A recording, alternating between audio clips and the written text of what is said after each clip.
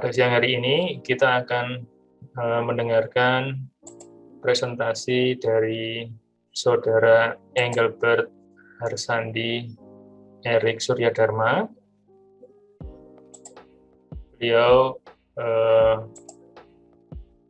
menyelesaikan program studi S1 dan S2 dari Universitas Atmajaya Yogyakarta, dari masing-masing dari program studi S1 Teknik Industri dan S2 Teknik Industri, dan saat ini aktif sebagai Pranata Laboratorium Pendidikan di Laboratorium Otomasi di Universitas Atmajaya Yogyakarta.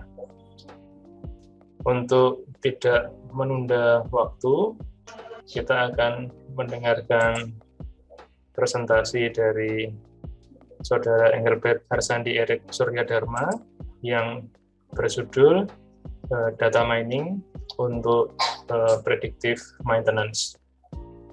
Waktu dan tempat layar saya serahkan ke Saudara Erik. Silakan. Baik, terima kasih Pak JS. Selamat sore Bapak Ibu dosen dan juga rekan-rekan mahasiswa, terutama rekan-rekan alumni juga dari MTI yang mungkin seangkatan dengan saya juga.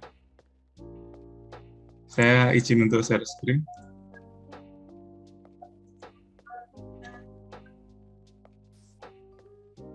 Apa sudah terlihat? Sudah. Baik, jadi sore ini saya akan sharing mengenai penelitian saya dengan Pak Jika yang mengenai data mining untuk predictive maintenance ya. Kebetulan kami juga mendapatkan hibah tesis magister waktu itu dari Kemenristek Dikti.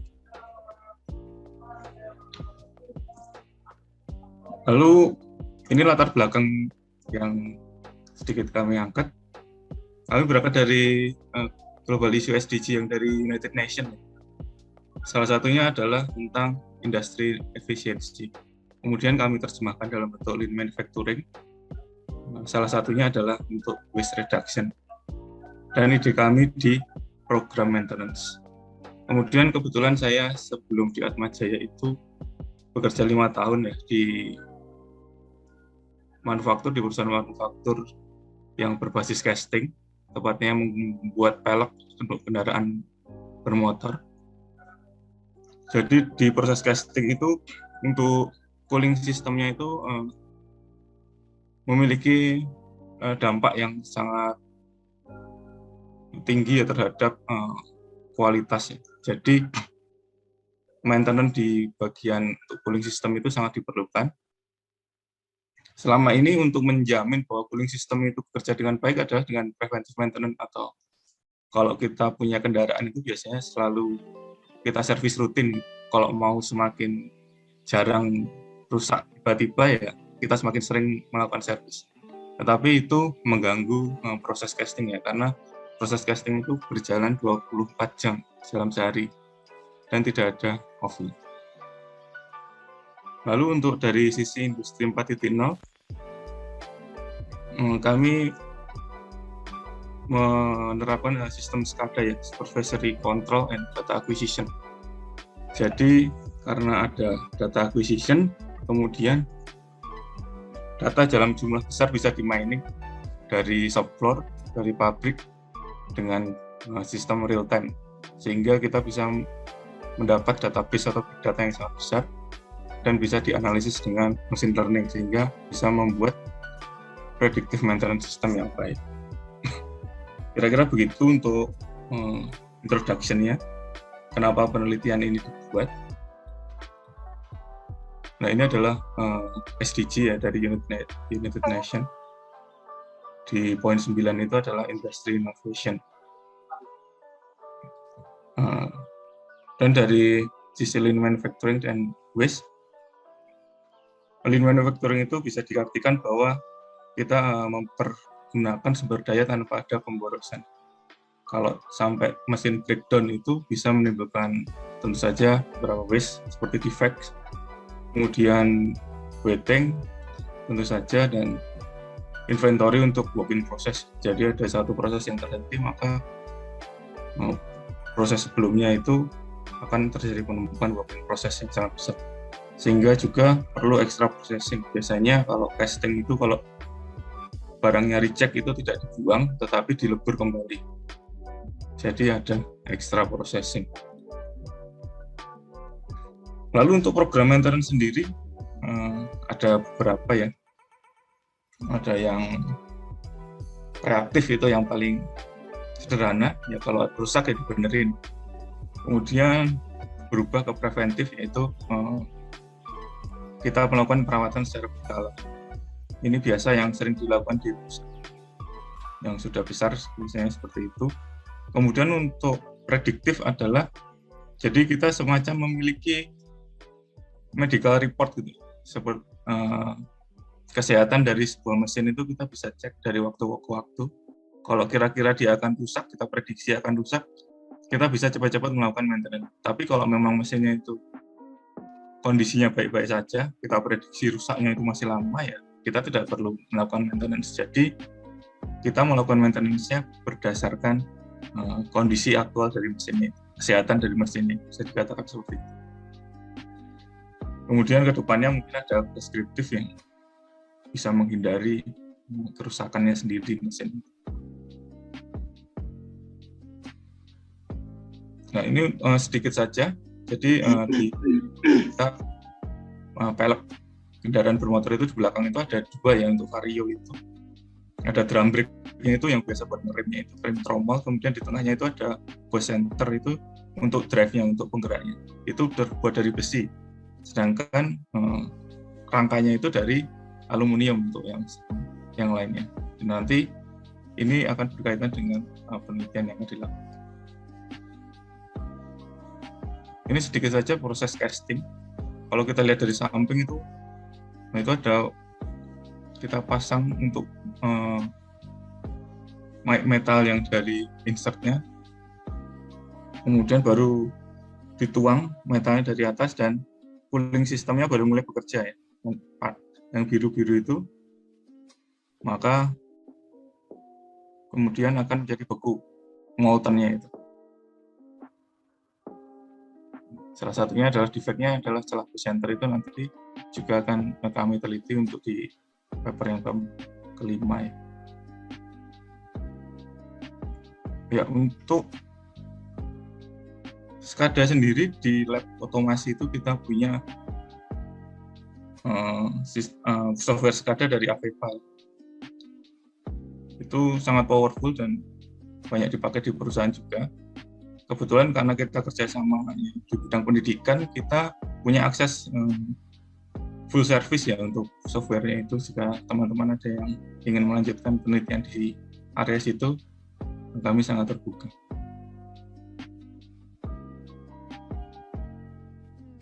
Oke, jadi dari SCADA itu, wonderware yang kami punya itu dia bisa meng-capture dari beberapa sensor yang ada di lini produksi.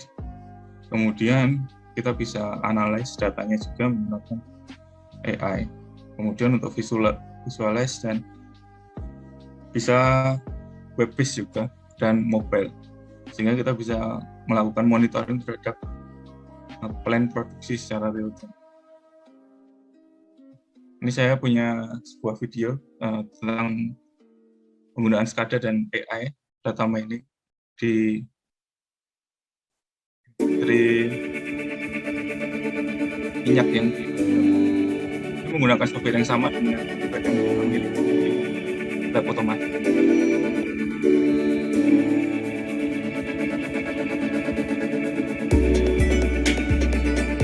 The Abu Dhabi National Oil Company is the state-owned oil company of Abu Dhabi and the principal catalyst for the Emirates' development. With 14 integrated organizations operating across the hydrocarbon value chain, ADNOC is one of the world's leading energy producers. We are an energy company of the future. We produce around 3 million barrels. We can go up to 3.5 million barrels. But associated with that is a huge amount of gas, almost 10 billion cubic foot of gas that we produce. ADNOC is maximizing value from reserves and operations, and helping to drive its digital transformation is AVEVA. Between AVEVA and ADNOC, it's a very special relationship. It's one that's based on a belief of this digitalization of the industry. AVEVA has been a trusted partner of ADNOC for many, many years. It's not abnormal to see them partnering with us in the digital transformation. No stranger to global market volatility, oil and gas producers are using industrial IoT, big data, advanced visualization, and artificial intelligence to integrate and maximize return across asset and operation value chains. If we want to have and ensure digital transformation, there are some crucial preliminary steps that we have to go through, and that is to allocate, centralize, and integrate all our data on one single platform. And that's where AVEVA comes in. We have the tools, the best practices, we have the people, we have the know-how, we have the deep research and development. With AVEVA, ADNOC combines cutting-edge technology with industry expertise and proven experience, a concept they call Oil and Gas 4.0. Oil and Gas 4.0 is putting the Industrial Revolution 4.0 within an oil and gas context. A leader in adapting new technology, a leader in integrating technology that comes from outside our domain, and see if this technology can add value to our production for the economy and the world in general. ADNOC's Panorama Digital Command Center is a fully integrated, real-time data visualization center that empowers ADNOC's sharpest minds to gain insights, unlock efficiencies, and identify new pathways to optimizing performance. Panorama is an example of what Abu Dhabi can do.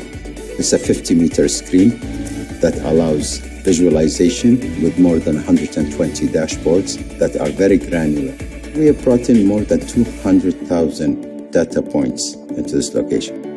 AVEVA's System Platform and Operations Management Interface, OMI, are the foundations of the display, enabling integration across various ERP, business, and IT applications, and providing actionable insights. There has never been a deployment whereby there was a full integration in terms of incorporating gas processing facilities integrated to refineries and petrochemicals all on a single platform.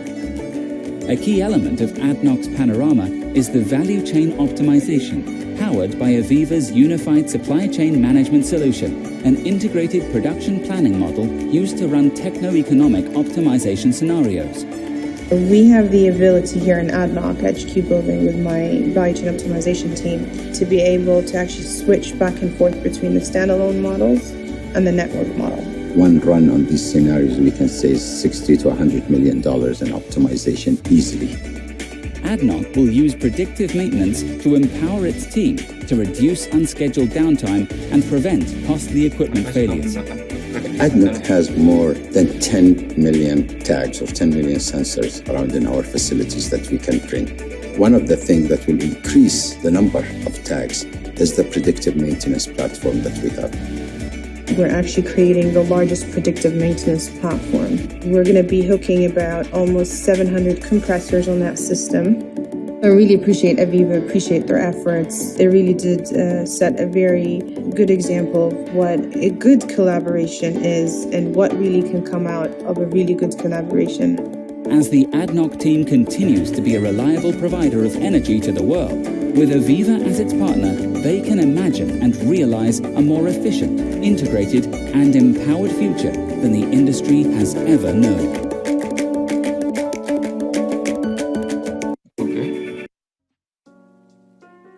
Jadi ini adalah publikasi dari penelitian yang sudah kami lakukan. Yang pertama itu kita melakukan literature review. Jadi itu penting untuk kita tahu di mana posisi kita pada saat melakukan penelitian untuk menunjukkan kebaruan dari penelitian yang kita lakukan. Kemudian untuk mainnya itu ada di paper yang kedua sampai keempat. Kemudian tambahannya yang kelima itu tentang castingnya sendiri.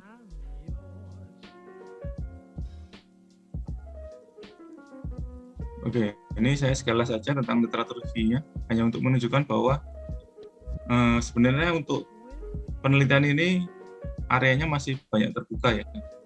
Jadi masih sedikit sekali penelitian yang mengambil topik tentang predictive maintenance, cooling system, dan SCADA sendiri. Mungkin salah satunya karena software SCADA itu, halo? sangat mahal ya.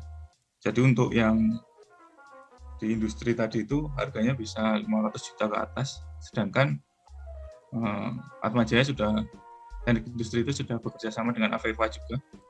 Kita punya softwarenya itu yang full service, tetapi dengan kerjasama dengan universitas itu hanya bisa digunakan di lingkungan pendidikan ya, tidak bisa untuk enterprise. Tetapi secara software itu full. Oke, ini hanya klasifikasinya saja. Saya percepat saja supaya nanti kita banyak diskusi di main utamanya yang akan kita bahas. Jadi ini hanya menunjukkan bahwa masih banyak sekali ruang kosong kalau teman-teman mau melanjutkan riset di area ini. Jadi dari mapping yang kita lakukan, beberapa area masih tersedia. Jadi untuk penelitian ini seperti biasa kita studi literatur, kemudian kita melakukan perancangan terhadap hardware dan software-nya. Lalu kita uji coba dan kita running perwarupanya, ada di lab otomasi. Lalu pengambilan data, jadi pengambilan data itu sangat mudah ya, tinggal di running saja, ditinggal, datanya akan terkolek sendiri. Karena memang penelitian ini base-nya di SCADA seperti itu. Kemudian dianalisa dan membuat rapor.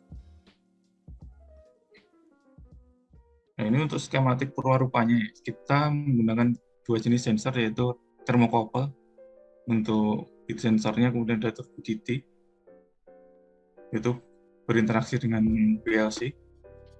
Kemudian PLC-nya menggunakan switch atau modem, itu menggunakan jaringan Ethernet. Kalau kami Ethernet Atmajaya itu dihubungkan dengan software SCADA-nya, sehingga software SCADA-nya bisa mengkolek data secara real time untuk analisa machine learning dan memberikan keputusan maintenance-nya.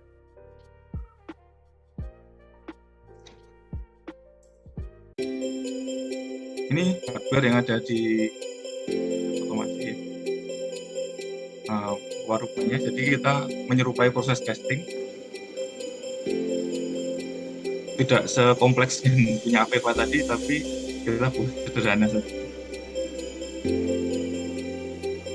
Ini untuk moldnya itu hanya bulat seperti itu. Dia akan terbuka untuk tutupnya di atas, menuang molten ya, material cairnya, kemudian akan didinginkan dengan. Jadi yang selang-selang biru dan hijau itu disirkulasikan dan melalui heat exchanger kita lewatkan di sensor-sensornya.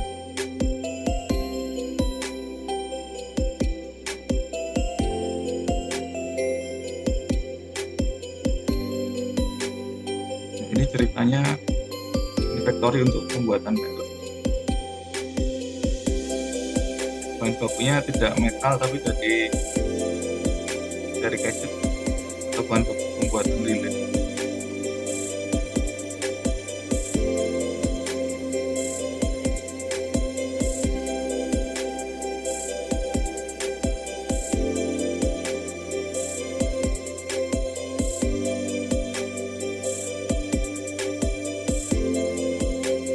Setelah dicek dari voltnya, kemudian didorong untuk masuk ke conveyor.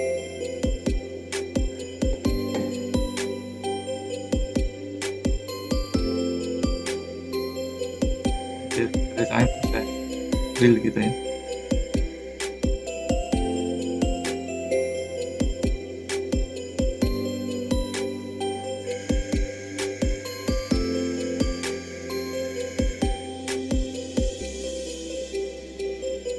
Di akhir itu nanti akan ditimbang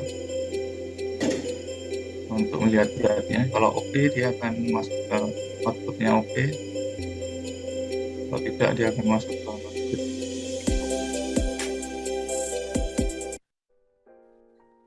Oke, jadi Sebenarnya yang kita pakai nanti untuk penelitian itu hanya di bagian castingnya. Di situ ada heat exchanger. Kami menggunakan radiator motor. Kemudian di situ ada moldnya. Kemudian ada water tank dan ada water pump. Jadi air dari water tank itu dimasukkan ke water pump, dipompa masuk ke inletnya castingnya, mold castingnya. Karena di sini ada molten panas, maka dia akan ada perpindahan panas dari molten ke airnya akan menjadi meningkat suhunya, dan kita deteksi menggunakan sensor 1. Setelah itu masuk ke heat exchanger, kemudian masuk ke sensor 2, sensor panas 2, dan ke turbidity sensor.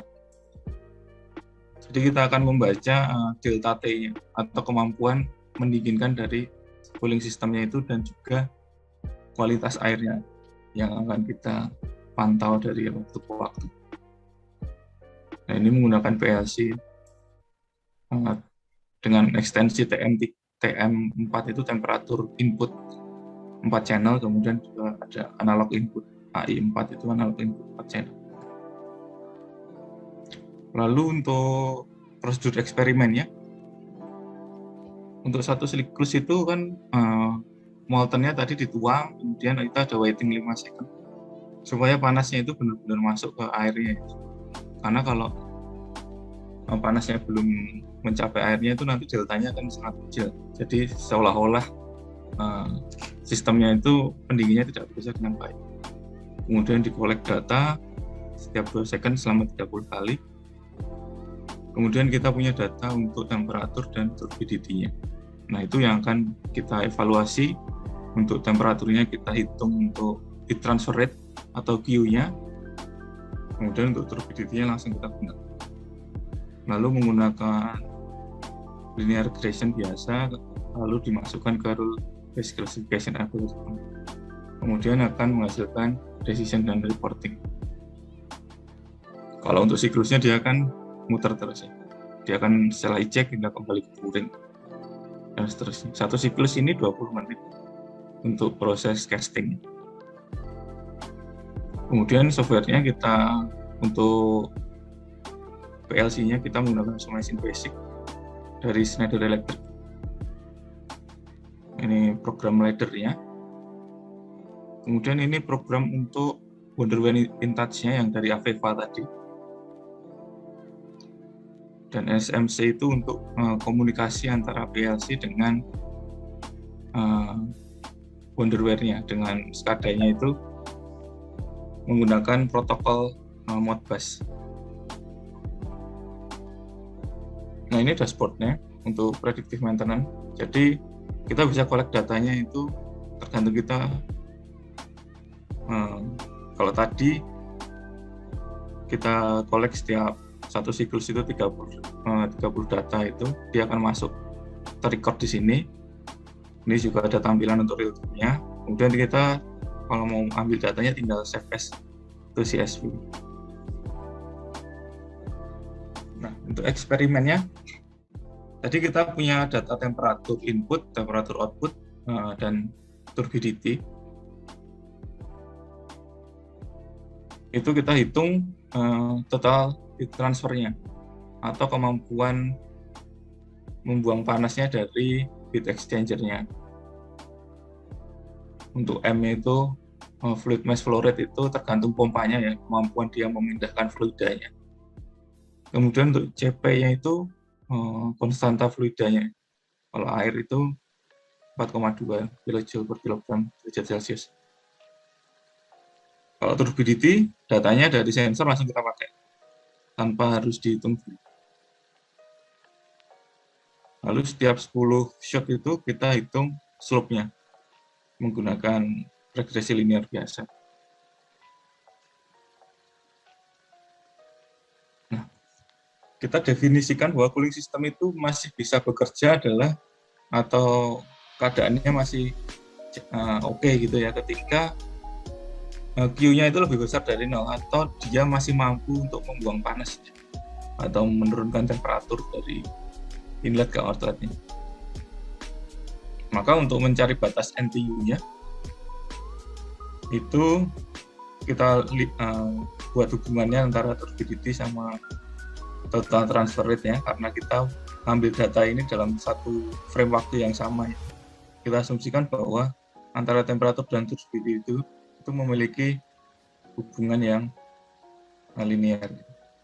Jadi ketika kita plotkan, ketika nilai X-nya itu sama dengan 0, atau nilai total transfer rate Q-nya sama dengan 0, maka nilai Y-nya, NTU-nya adalah 22,479. Jadi sistem itu akan bekerja dengan baik ketika kekeruan airnya itu kurang dari 22,479 NTU. Lalu kita state juga, mesin itu bisa dikatakan oke ketika bisa diprediksi beroperasi lebih dari 3 hari atau 72 jam, karena casting 24 jam dan satu siklusnya 20 menit, berarti 216 shoot. Satu siklus proses itu kalau casting itu biasanya disebutnya shoot. Lalu kita perlu melakukan minor maintenance. Itu kalau mesinnya kita prediksi itu kemampuannya itu kurang dari 3 hari tapi lebih dari 1 hari dengan flushing water, cooling water ya. Kemudian kita perlu major maintenance itu ketika kita prediksi runningnya kurang dari 1 hari. Jadi garis batasnya itu ya kita menggunakan persamaan garis seperti biasa. Kalau yang merah itu adalah NTU-nya, Q-nya harus lebih besar dari 0 tadi, maka ketika posisi datanya di atasnya ini itu masih bisa bekerja. Kemudian yang hijau itu adalah batas untuk nilai NTU-nya. Ketika nilainya di bawah 22,479 maka dia masih bisa bekerja dengan baik. Kemudian ini yang biru ini batas pertama ya, itu di tadi berapa, 72 shoot. Kalau yang oranye itu 216 shoot, ini untuk nilai Q. Jadi ketika nilai Q itu garisnya ada di bawahnya biru, berarti dia akan diprediksi akan rusak kurang dari 72 shoot, maka dia perlu major maintenance. Kalau dia di area sini, apakah pointer saya kelihatan?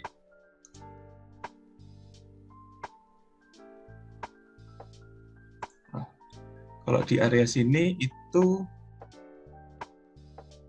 dia perlu major maintenance. Kalau di sini itu minor, kalau di sini masih oke. Itu untuk nilai Q.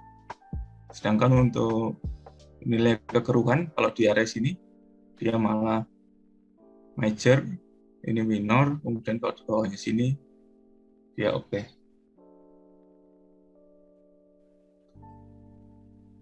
Nah ini rule based klasifikasinya. Yang kita lihat adalah dari slope-nya atau nilai A-nya ya. Itu ini yang 0,070 itu untuk yang Q. Sama seperti tadi, kemudian ada yang NTU dari kekeruannya. Kemudian yang ini adalah kombinasi. Ini pembaginya saya dapat dari running di R ya. Sehingga dapat klasifikasinya seperti ini. Kemudian kita evaluasi menggunakan tabel ini.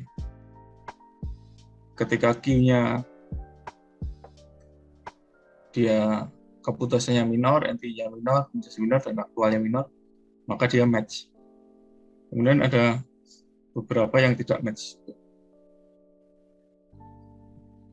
Jadi ini untuk evaluasi dari eksperimennya.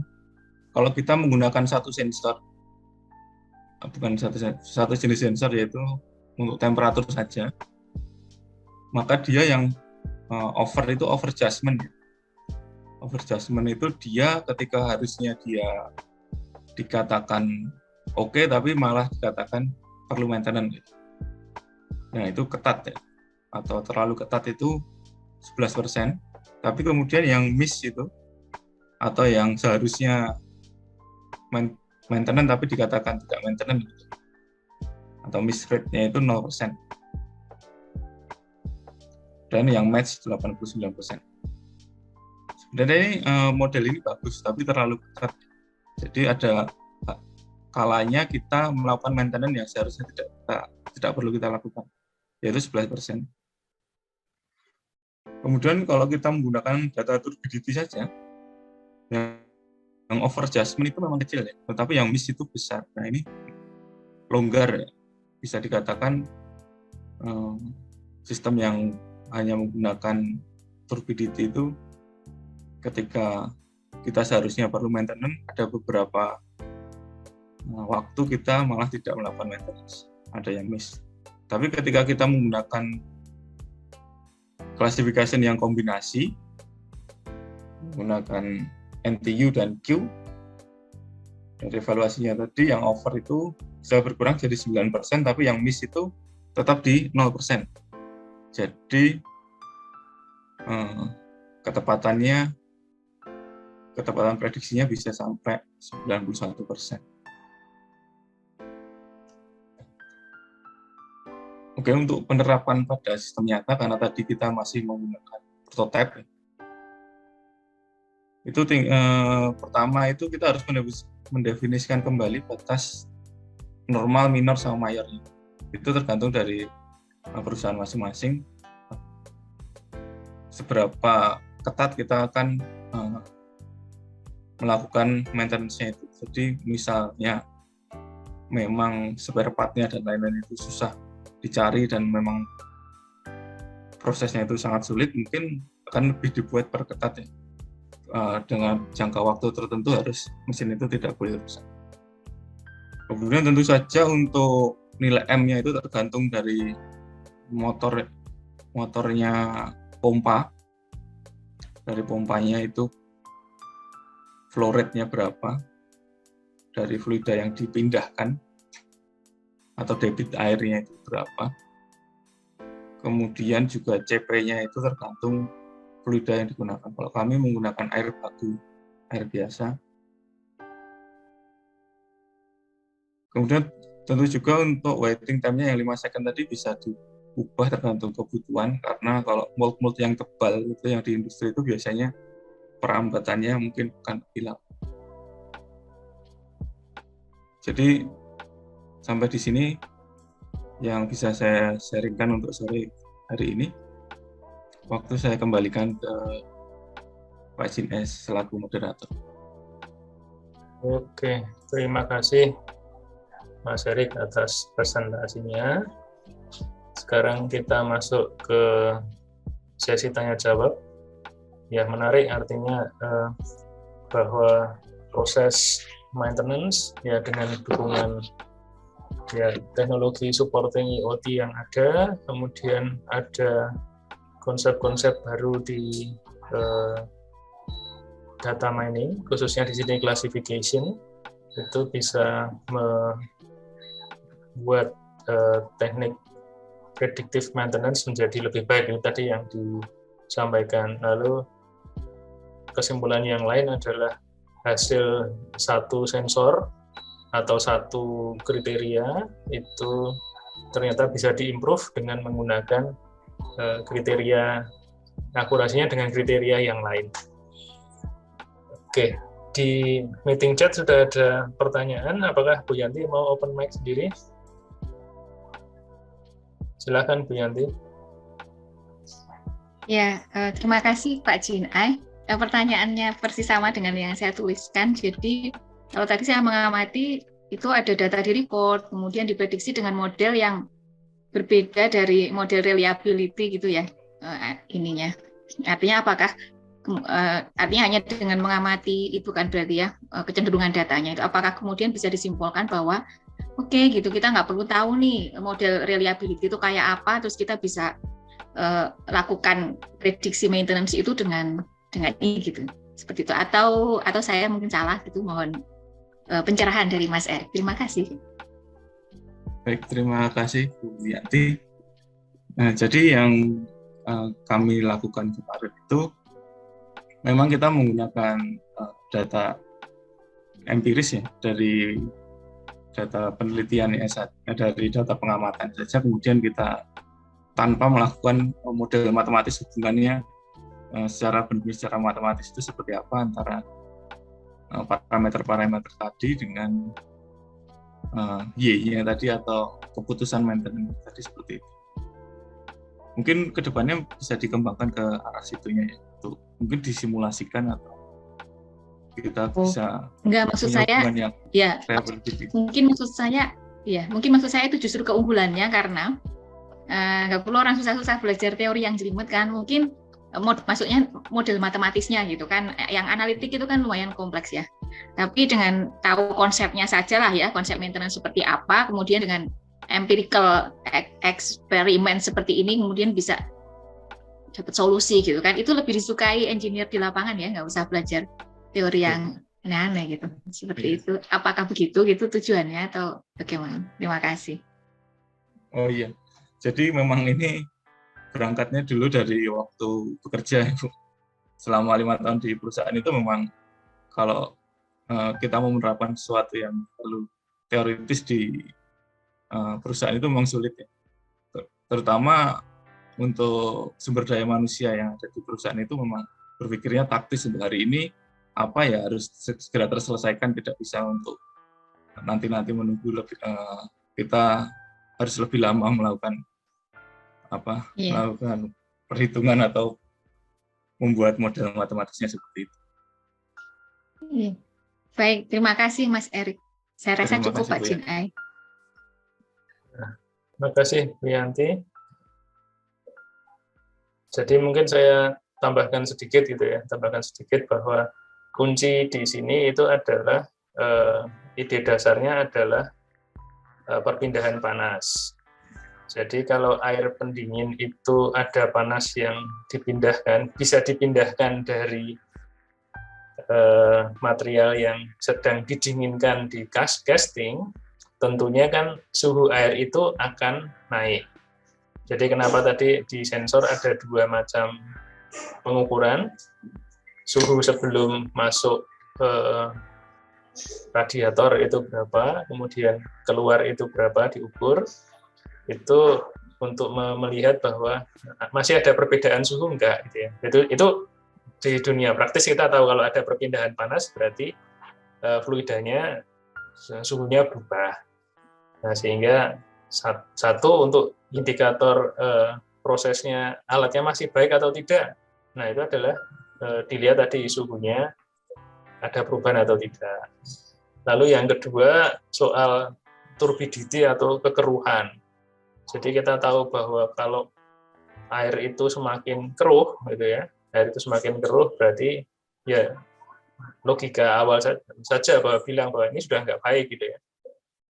Nah, itu perlu diganti. Jadi 2 indikator itu yang indikator praktis yang bisa diukur dengan sensor, yang bisa dipakai untuk logika mengambil keputusan ini perlu di maintain atau tidak.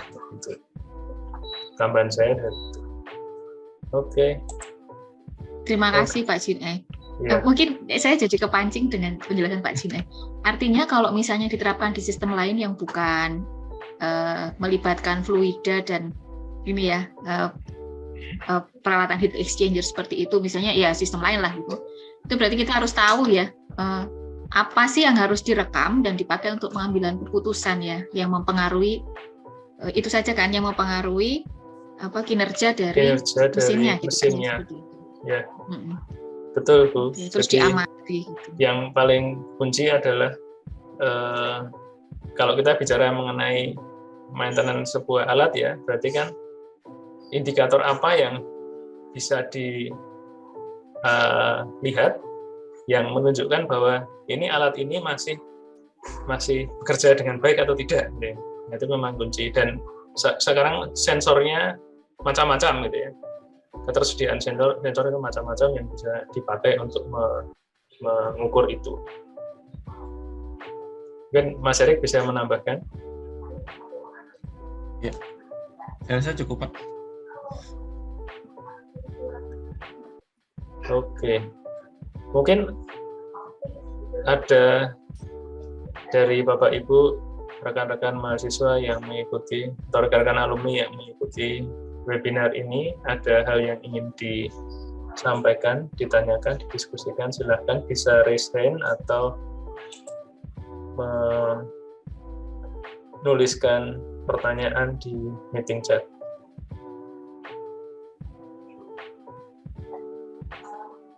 Silahkan, bisa klarifikasi, bisa tanya apa saja dari yang dibahas untuk pada sore hari ini gitu ya.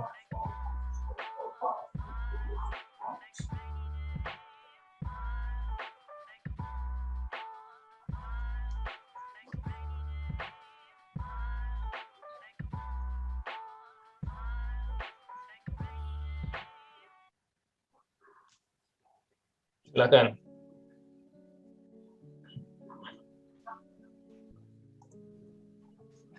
Halo, Mas Erik.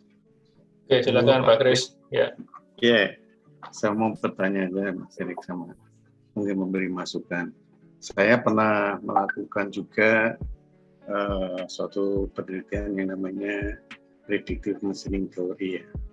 Nah, di situ itu dasar-dasar kita ini kan sebetulnya merupakan historical data yang merupakan hasil dari suatu eksperimental.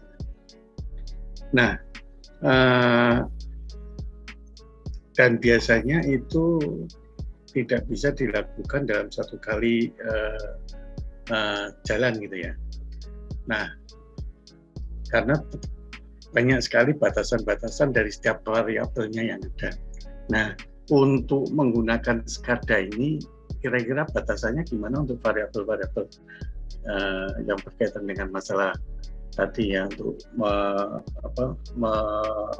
menghasilkan suatu linear ini prediktif itu.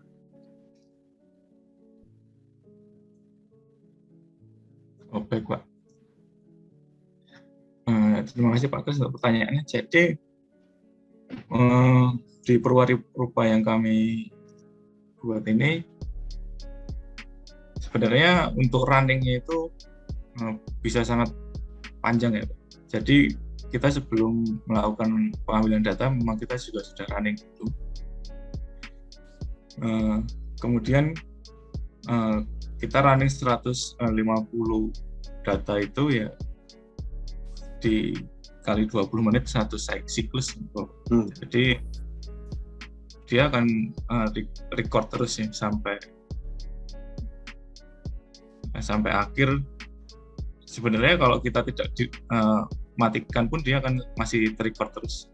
Jadi karena kita cuma ngambil datanya 150, jadi ya cuma yang itu yang ditampilkan. Sebenarnya di belakangnya itu kita melakukan percobaan itu berulang-ulang kali juga. Jadi tidak sekali ya, tidak sekali satu siklus ya. Tidak. 150 kali siklusan. Ya, kadang-kadang kita juga perlu merunning suatu karena kadang-kadang parameter ini atau variabel ini tergantung dengan variabel yang satunya lagi gitu loh. Jadi jadi kita perlu berunning lagi yang lainnya gitu. Terus cara menggabungkannya kira-kira gimana? Jadi kami hanya menggunakan dua itu Pak, untuk temperatur sama turbidity. Jadi kami merunning berulang-ulang itu hanya untuk memastikan repeatability-nya sama durability dari mesinnya itu seperti apa. Apakah data yang kami coba di awal dan di akhir itu kemungkinan hasilnya akan mirip, itu akan sama gitu. Jadi misalnya contohnya itu kan tentang temperatur ya, artinya tentang bagaimana kondisi pendinginan dari suatu alat itu. Maksud saya misalnya kaitannya dengan performance gitu ya. Misalnya kita mau melihat kualitas gitu ya. Mana kualitas itu tergantung daripada proses ini. Itu itu bisa nggak dirangkum dalam SCADA ini? Bisa nggak? Kemungkinan bisa, Pak, kalau kita mempunyai sensor yang sangat banyak untuk di beberapa parameter. Jadi kalau untuk ke kualitas castingnya mungkin akan banyak sekali yang harus dikontrol ya, Pak. Karena pengalaman saya waktu di pabrik itu, kualitas casting waktu musim hujan dan musim panas itu pun akan berbeda. Jadi kemudian shift 1 sama shift 3 itu juga kemungkinan akan berbeda. Jadi sangat banyak sekali kalau untuk kualitas produknya. Tapi yang kami teliti saat ini itu hanya di cooling sistemnya aja, untuk memastikan bahwa cooling sistemnya itu yang paling bisa kita maintenance dengan baik. Kalau untuk memprogram yang kita instalkan di SCADA itu nggak masalah ya? Tidak masalah. Kalau yang di lab otomasi itu tag-nya full service itu banyak sekali, Pak. Jadi sama seperti yang digunakan di enterprise, yang level besar seperti yang di ADNOC tadi. Cobalah nanti saya diajari. Oh iya, Pak. Baik, terima kasih Mas Iri. Bagus sekali. Terima kasih, Pak Chris. Ya, terima kasih Pak Chris atas pertanyaan dan diskusinya. Ini ada lagi yang bertanya dari mahasiswa. Saya Yogo akan open mic sendiri. Silakan, saya beri waktu. Sudah nulis di meeting chat. Oh iya, baik Pak. Terima kasih Pak atas waktunya. Izin bertanya, untuk tadi kan sensornya itu lebih mendeteksi suhu dari air yang sudah dikonversikan dari panas menjadi dingin, ataupun suhunya nanti yang masuk atau keluar itu nanti bagaimana. Nah, jika misalkan terjadi permasalahan itu lebih pada kelistrikan dari mesin, seperti misalkan terjadi error pada mesin pendingin airnya itu, nah itu apakah harus mendeteksi seluruh mesin agar ketahuan nanti terjadinya permasalahan itu di mana, atau dengan adanya sensor ini tuh sudah nanti bisa mengetahui permasalahan itu terjadi di bagian mananya. Oke. Mungkin itu sih yang saya tanyakan. Terima kasih. Baik, terima kasih Mas Yogo. Jadi untuk cooling system ini, jadi kita punya area deteksi itu di temperaturnya. Jika tadi temperaturnya itu dia mampu menurunkan temperaturnya dari fluidanya untuk pendinginan tadi, berarti sistem pendinginnya masih berjalan dengan baik. Dan juga kalau airnya tidak keruh, dia masih berjalan dengan baik. Jadi kalau sampai terjadi masalah seperti mungkin kelistrikan atau apa, misalnya di bagian pompanya itu mati begitu, maka fluidanya pasti tidak akan mengalir, dan delta T-nya akan terlihat bahwa itu ada masalah. Tapi untuk masalahnya di mana, tetap kita harus cek lagi masalahnya itu ada di mana. Jadi kita bisa tahu bahwa ketika ini rusak, itu rusaknya itu pasti mungkin di airnya atau mungkin di motor pompanya, gitu Mas. Gitu.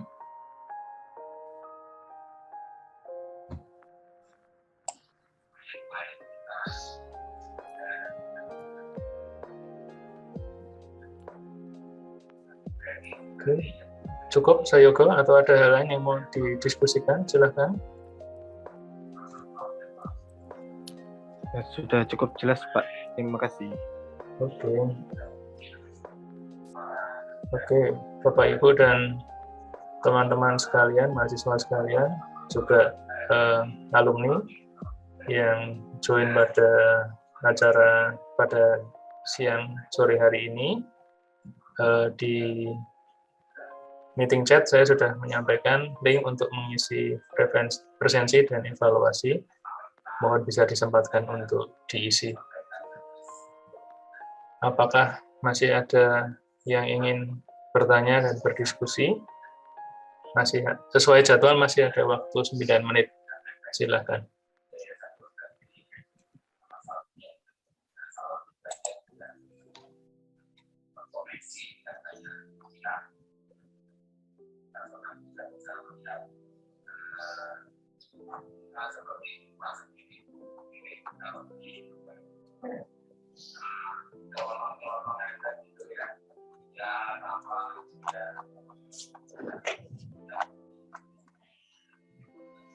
Ya, kita berharap bahwa ya sharing pada sore hari ini itu bisa bermanfaat, menambah wawasan, menambah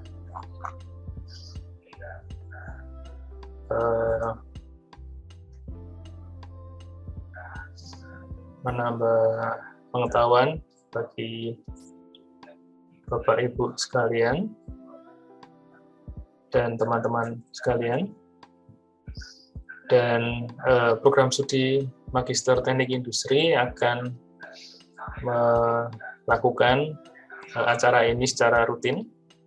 Nanti tunggu pemberitahuan selanjutnya, juga tergantung respon dari Bapak Ibu dan saudara sekalian.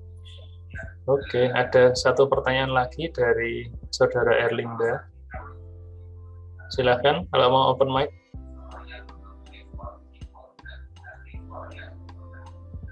Ya, halo semuanya. Saya ingin bertanya, apakah saat ini TIWJY dalam penerapan SCADA ini bisa membuka kesempatan untuk membangun suatu prototipe sistem permasalahan lain, atau saat ini TIWJY hanya fokus dulu pada sistem yang ada, molding ini? Terima kasih. Oke. Baik, kalau saya menjawab dari lab otomasinya, untuk TIWJY mungkin nanti ada yang bisa menjawab. Jadi kalau di lab otomasi, sistem SCADA yang kami miliki itu sebenarnya bisa digunakan untuk prototipe yang lain-lain lagi, asal penerapannya non-profit oriented, tidak di area industri seperti itu, karena perjanjiannya dengan AVEVA-nya seperti itu. Kemudian untuk penelitian SCADA sendiri sudah ada beberapa mahasiswa juga yang melakukan penelitian ini untuk S1 ya, untuk skripsi. Oh gitu. iya. Berarti kalau misalnya untuk permasalahan UMKM gitu, toko online yang menjual satu produksi gitu, skala kecil ya, berarti bisa ya Mas? Kalau UMKM nggak industri besar kan? Kemungkinan itu juga keluar dari lingkungan pendidikan universitas ya. Kita juga belum berani kalau untuk langsung diletakkan UMKM ya. UMKM juga unit bisnis. Oh ya. Oke. Jadi organisasinya yang non-profit ya, maksudnya lisensi kita di AVEVA itu kan untuk kepentingan education and research ya, tapi risetnya pun juga yang non-commercialization gitu ya. Ada klausul itu ya, Erik ya? Iya, Pak. Jadi ya kita harus menghormati sebagai komitmen kita sendiri dengan pihak eksternal gitu ya, karena versi lisensi kita itu hanya untuk research, educational and research, non-commercial research. Jadi ya kita terbuka ya, artinya untuk membuat prototipe sistem yang macam-macam itu mungkin, tetapi kita tidak bisa melanggar komitmen itu. Jadi ya asal tidak untuk keperluan komersial, ini untuk kepentingan semata-mata untuk ya misalnya pendidikan gitu, kita tidak masalah, terbuka itu. Kalau Ada versi lain ya, maksudnya kalau ingin mengembangkan teknik yang seperti ini, tetapi kita untuk keperluan komersial mungkin bisa menggunakan versi-versi sejenis yang open source yang kita memang lebih fleksibel untuk ke sana. Jadi garisnya jelas ya, kalau ngomong SCADA, kalau di TIWJ, lab otomasi ya keperluannya untuk pendidikan dan riset yang non komersial. Tetapi kalau sudah menyinggung penelitian yang komersial, mungkin bisa menggunakan versi-versi open source yang kita tidak terikat dengan lisensi yang ada. Begitu tambahan dari saya.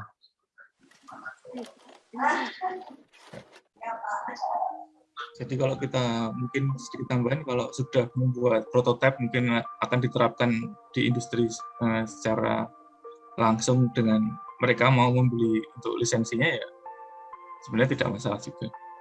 Sebenarnya kalau industri besar mungkin bisa ya. Karena tadi juga yang membeli full lisensi itu ya seperti ADNOC tadi ya di Abu Dhabi ya, saya rasa itu industri yang sangat besar. Karena paketnya itu pembeliannya itu per teks. Jadi berapa data point yang mau kita pakai itu yang akan kita bayar. Jadi ada yang pakai 100 data point, ada yang 50, ada yang unlimited.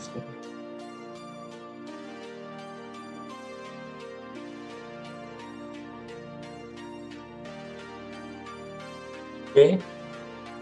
Ya, mungkin kita sudah berada di penghujung acara ini. Sudah saya share link untuk presensi. Oh, tadi saya salah, sudah dikirim oleh Bu Ririn. Presensi dan form evaluasi. Mohon bisa diisi. Kemudian sambil menunggu untuk akhir dari acara ini, mungkin kita bisa foto bersama dulu. Minta tolong untuk open kamera, kamu semuanya. Kemudian Mas Eri minta tolong diturunkan. Oke.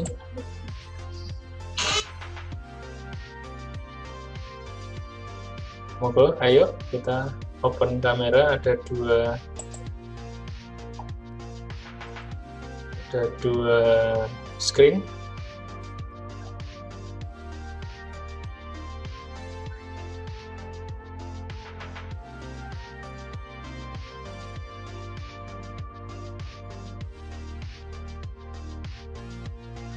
Oke ya, saya mohon untuk smile bersama karena tidak tahu berada di screen berapa. Saya screen ya, saya 1, 2, 3 untuk screen pertama.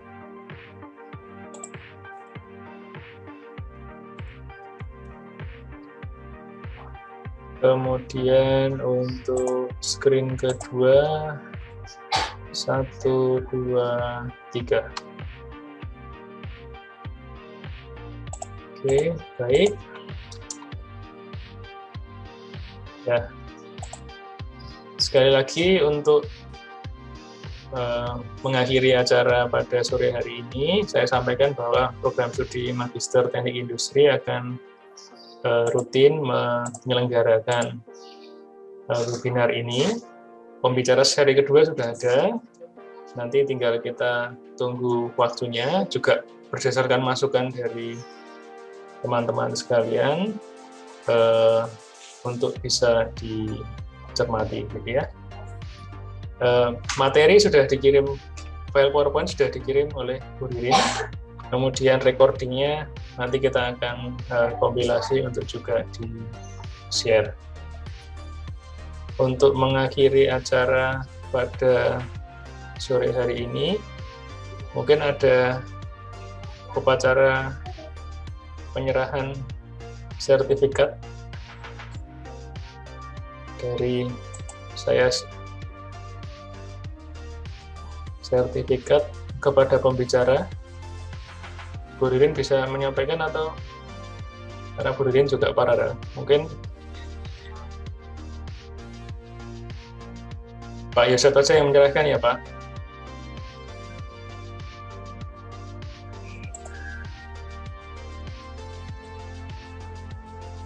Oke. Sertifikatnya saya share, ini virtual, diberikan. Ya, kita beri applause untuk penyerahan sertifikat kepada pembicara. Terima kasih.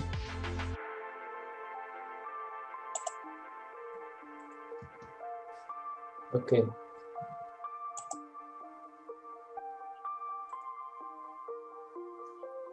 Oke, dengan demikian, sekali lagi terima kasih atas partisipasi Bapak Ibu, rekan-rekan mahasiswa, alumni, dan semua saja yang sudah hadir pada acara pada sore hari ini.